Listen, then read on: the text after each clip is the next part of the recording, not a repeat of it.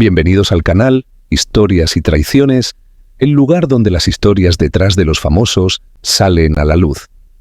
Hoy les traemos la verdadera historia de Raúl Velasco, el hombre que convirtió Siempre en Domingo en un imperio, pero que también dejó un rastro de traiciones, humillaciones y secretos oscuros. ¿Sabías que varios artistas tuvieron que pagar un precio muy alto para estar en su programa? ¿O que muchos más fueron desterrados por un solo error? Acompáñanos mientras destapamos las historias ocultas, los escándalos y las traiciones de un hombre que hizo y deshizo carreras. No te pierdas lo que está por venir. Raúl Velasco se sentía invencible. Desde su silla en el centro del set de Siempre en Domingo, miraba a todos como un emperador que dictaba el destino de sus súbditos. Vestido impecablemente, con un traje perfectamente ajustado y un micrófono como cetro, gobernaba no solo el programa, sino también los sueños de miles de artistas que buscaban una oportunidad en su escenario. El público lo adoraba, pero detrás de las cámaras las cosas eran muy distintas. Aquella tarde, el estudio estaba lleno de nerviosismo. Un grupo de jóvenes, una banda recién formada, se encontraba en su primer ensayo general antes del programa en vivo. La promesa de una presentación en el horario estelar los tenía entusiasmados, pero también aterrados. Todos sabían que enfrentarse a Raúl Velasco no era tarea fácil. Los músicos subieron al escenario e hicieron su mejor esfuerzo. La voz del vocalista era clara, aunque temblorosa, y la banda sonaba decente, pero no extraordinaria. Al terminar, el productor les pidió que esperaran mientras Raúl daba su veredicto. Desde la cabina de control, Velasco observó la grabación con una expresión que combinaba desinterés y desaprobación. «¿Esto es lo que me traen?», dijo sin levantar la voz, pero con un tono que congeló a todos en la sala. «Es una falta de respeto. Esto no es un programa para principiantes. Si no tienen algo mejor, ni se molesten en regresar». El productor intentó defenderlos mencionando que eran jóvenes prometedores, pero Raúl lo interrumpió con un gesto brusco. «Promesas hay muchas, estrellas, pocas. No voy a desperdiciar el tiempo del público con mediocridad». Luego pidió que llamaran a los músicos al salón. Cuando los jóvenes entraron, su entusiasmo se apagó al instante al ver la mirada severa de Velasco. Se mantuvieron en silencio, esperando el juicio. Raúl los observó detenidamente, como si estuviera evaluando cada detalle de su apariencia, su actitud, incluso su nerviosismo. «¿Creen que están listos para esto?», les preguntó finalmente. El vocalista, visiblemente nervioso, intentó responder, pero Velasco lo interrumpió con un gesto impaciente. «No, no lo están, y les voy a decir por qué. Porque en este negocio no basta con querer. Hay que ser los mejores. Y ustedes están lejos de serlo». El baterista, un chico de apenas 20 años, se atrevió a hablar. «Señor Velasco, hemos trabajado muy duro para estar aquí. Solo necesitamos una oportunidad». Raúl lo miró con una mezcla de lástima y desprecio. «Trabajar duro no es suficiente, muchacho. Este escenario no es para cualquiera. Es para los que están listos para dejarlo todo, para los que pueden manejar la presión. Si hoy no están al nivel, mañana nadie se acordará de ustedes». Los músicos salieron del salón abatidos, pero el vocalista, determinado a no darse por vencido, decidió buscar a Raúl en privado. Lo encontró en su camerino, revisando papeles mientras tomaba una taza de café. Tocó la puerta con cautela y pidió permiso para hablar. «Señor Velasco, solo quiero agradecerle por su tiempo. Sé que tenemos mucho que mejorar, pero le prometo que no lo decepcionaremos». Raúl lo miró por encima de sus lentes, como si estuviera evaluando si valía la pena responder. Finalmente, suspiró y dijo: «Esa actitud es la que quiero ver. Pero las promesas no me sirven. Si vuelven, quiero que estén listos para dar un espectáculo digno. Si no, mejor ni lo intenten». Aunque las palabras de Velasco eran duras, el vocalista salió del camerino con una chispa de esperanza. Sabía que el camino sería difícil, pero estaba dispuesto a intentarlo. Raúl Velasco, por un lado, era el guardián de la entrada al éxito, dispuesto a dar oportunidades si veía potencial. Pero por otro, era implacable con quienes consideraba débiles o poco preparados. no tenía paciencia para los errores, y su perfeccionismo a menudo lo hacía parecer cruel. En otra ocasión, un cantante consagrado al que Velasco consideraba una de sus estrellas llegó tarde a una grabación. En lugar de recibirlo con la amabilidad que cualquiera esperaría para alguien de su estatus, Raúl lo regañó frente a todo el equipo. ¿Crees que tu fama te da derecho a llegar tarde? Aquí no eres una estrella, eres un profesional, y los profesionales cumplen. El cantante intentó disculparse, pero Velasco no cedió. La próxima vez que llegues tarde, no te molestaré en invitarte de nuevo. Nadie es indispensable, ni siquiera tú. Aunque el comentario era hiriente, el mensaje era claro. En el mundo de Raúl Velasco, el respeto se ganaba con disciplina. Sin embargo, su actitud no siempre era bien recibida. Muchos de los que trabajaron con él lo describían como un tirano, alguien que disfrutaba hacer sentir pequeños a los demás para reafirmar su poder. Algunos productores incluso evitaban hacerle sugerencias, sabiendo que cualquier intento de cuestionar sus decisiones podía terminar en humillación pública. A pesar de todo, Raúl Velasco se consideraba un hombre justo. Creía firmemente que su forma de actuar era necesaria para mantener el estándar de calidad que había establecido para siempre en Domingo.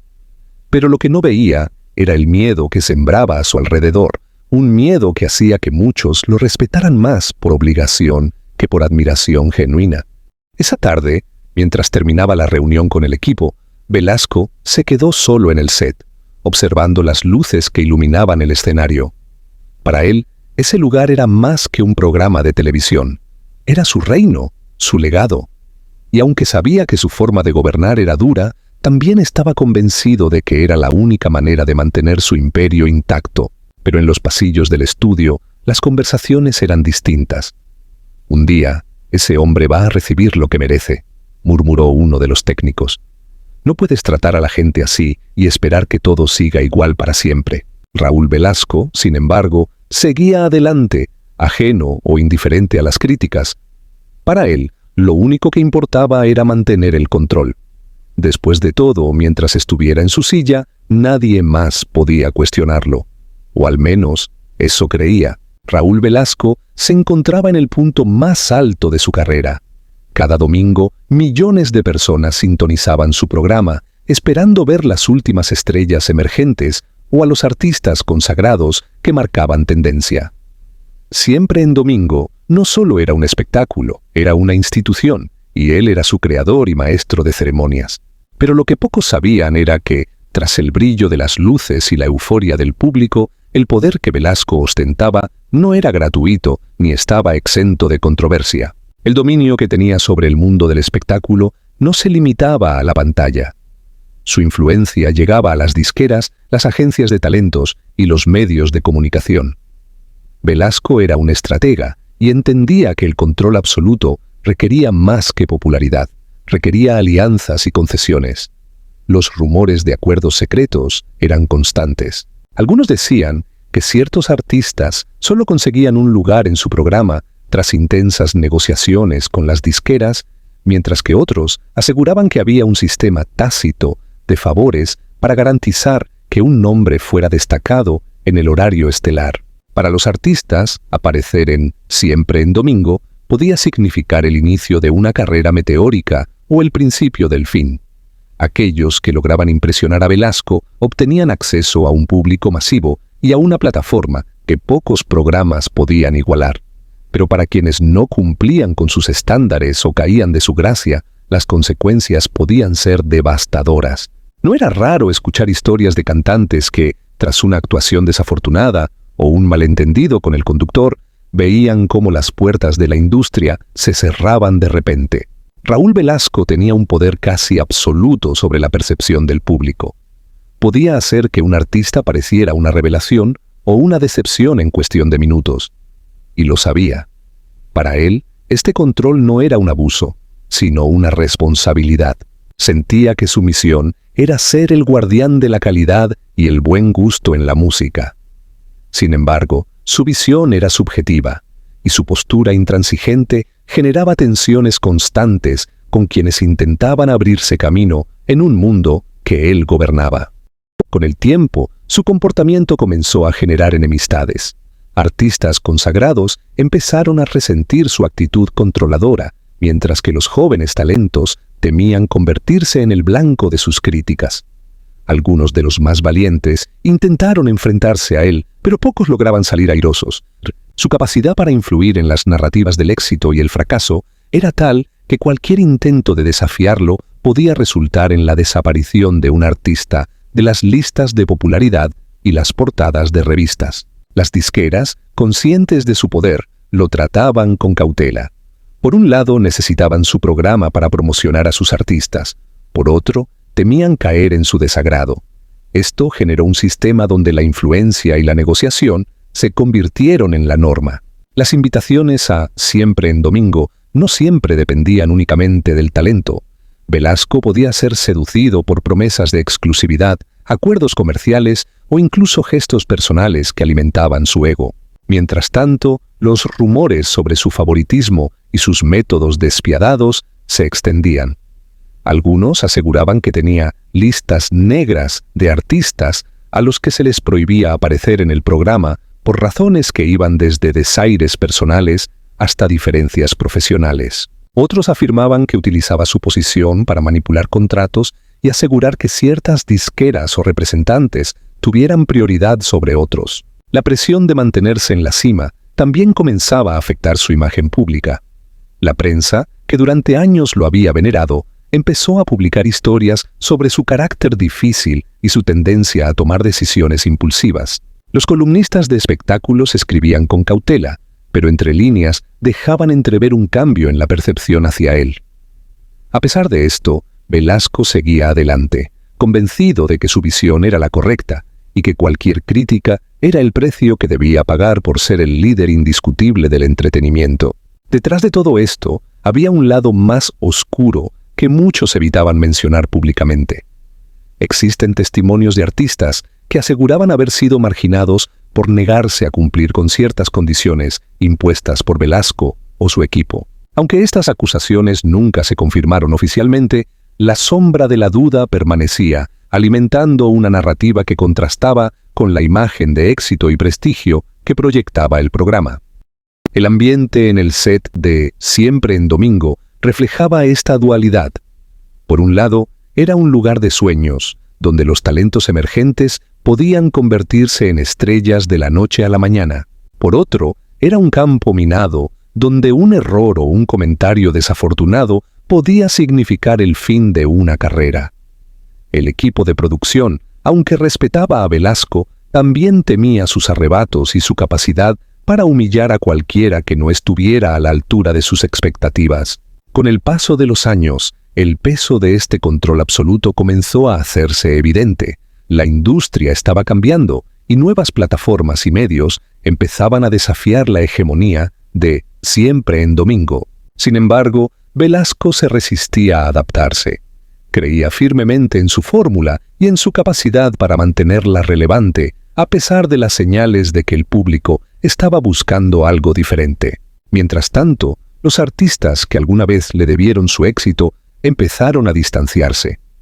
Algunos, cansados de sus desplantes, optaron por construir sus carreras sin depender de él. Otros, que habían sido relegados o ignorados, encontraron nuevas oportunidades fuera de su esfera de influencia. Velasco, aunque consciente de estos cambios, se negaba a admitir que su poder estaba disminuyendo.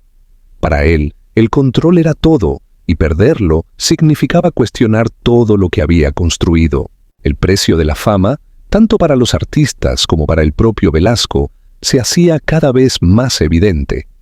Mientras algunos lograban prosperar bajo su sistema, otros se quedaban en el camino, incapaces de lidiar con las exigencias de un hombre que no toleraba la mediocridad ni las debilidades. Y aunque su programa seguía siendo un pilar del entretenimiento en América Latina, las grietas en su imperio comenzaban a hacerse visibles, anticipando una caída que, aunque inevitable, sería tan dramática como su ascenso.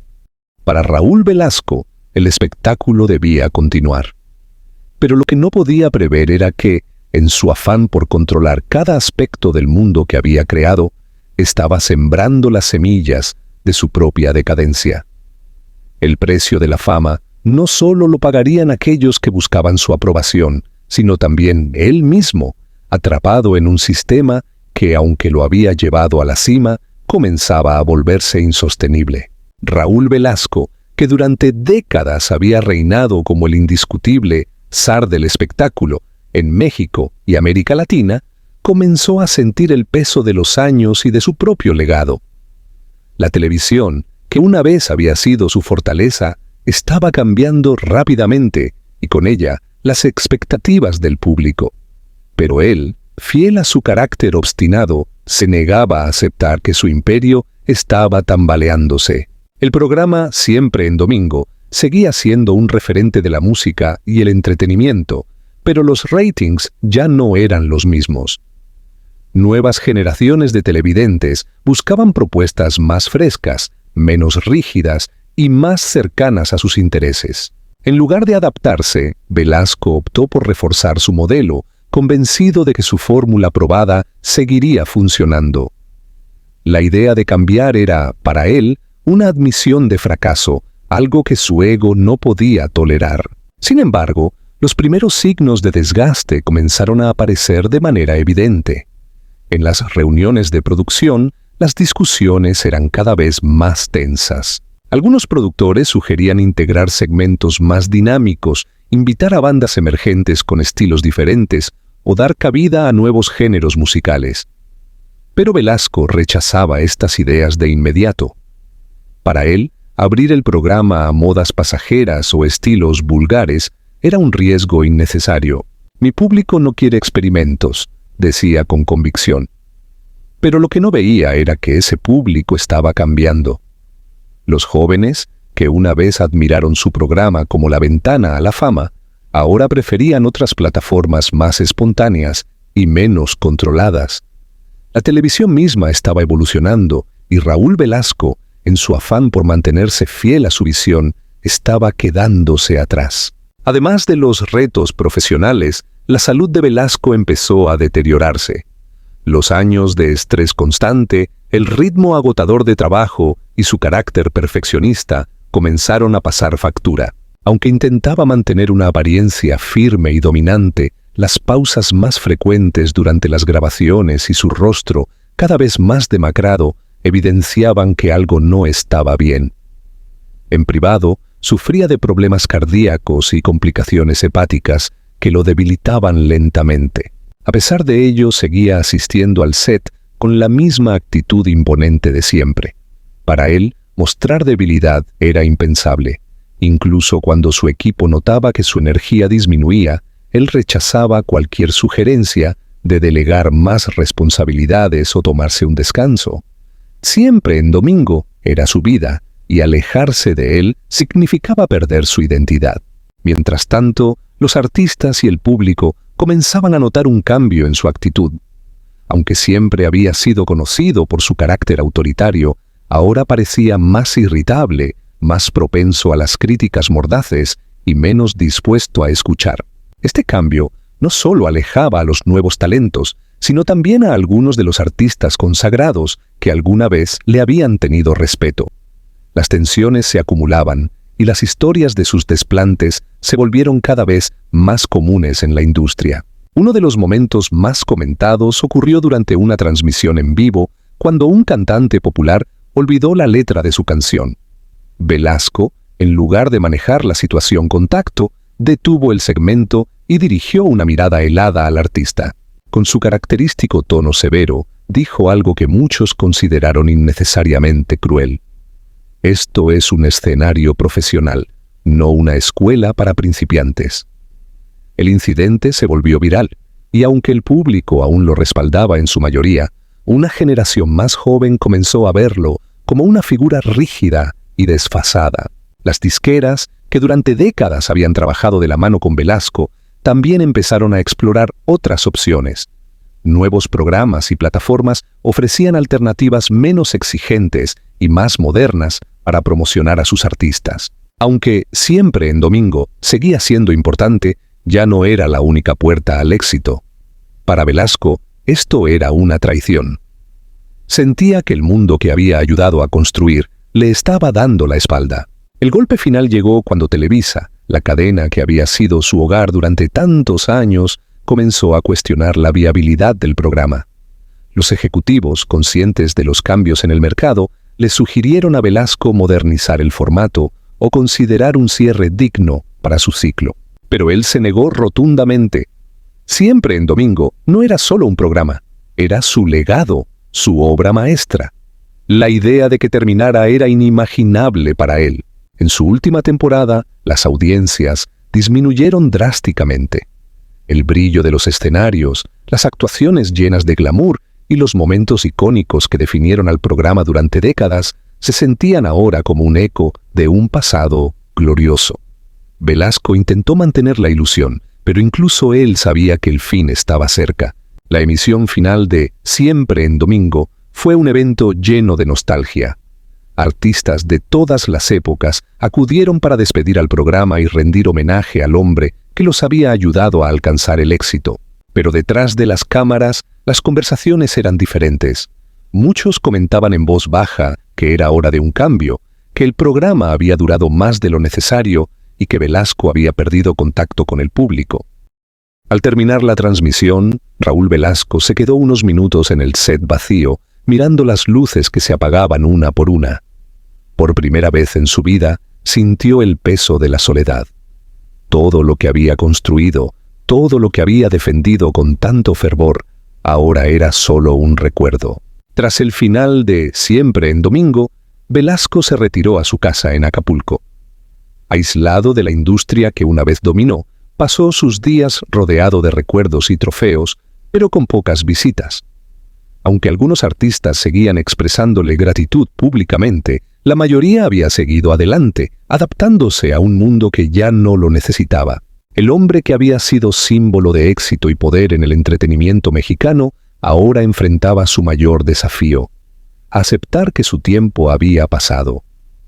Para Raúl Velasco, que siempre había vivido bajo los reflectores, la oscuridad era un castigo insoportable. Aislado en su casa de Acapulco, Raúl Velasco pasó sus últimos años rodeado de recuerdos, pero con pocas visitas. Muchos de los artistas que una vez le debieron su éxito se alejaron de él, recordando sus desplantes y humillaciones. Las enfermedades comenzaron a cobrar factura. Problemas hepáticos severos y complicaciones cardíacas lo dejaron postrado. Una tarde de noviembre de 2006, mientras observaba el océano desde su ventana, sufrió un infarto fulminante. Algunos dijeron que murió solo, acompañado solo por sus arrepentimientos. Sin embargo, su funeral fue un espectáculo mediático, donde varios artistas dieron discursos llenos de halagos, aunque en privado, muchos comentaban que su muerte era el cierre de una era de soberbia y tiranía. Raúl Velasco dejó un legado innegable en la televisión mexicana, pero su historia también es un recordatorio de cómo el poder puede corromper y aislar. Para muchos, será recordado como el hombre que descubrió estrellas. Para otros, como el tirano que las apagó antes de brillar. Hasta aquí el video de hoy. Si te gusta este tipo de videos, te invito a que te suscribas y actives la campana de notificaciones para que seas la primera persona que se entere cuando esté subiendo un nuevo video. Esto es Historias y Traiciones. Nos vemos en un próximo video.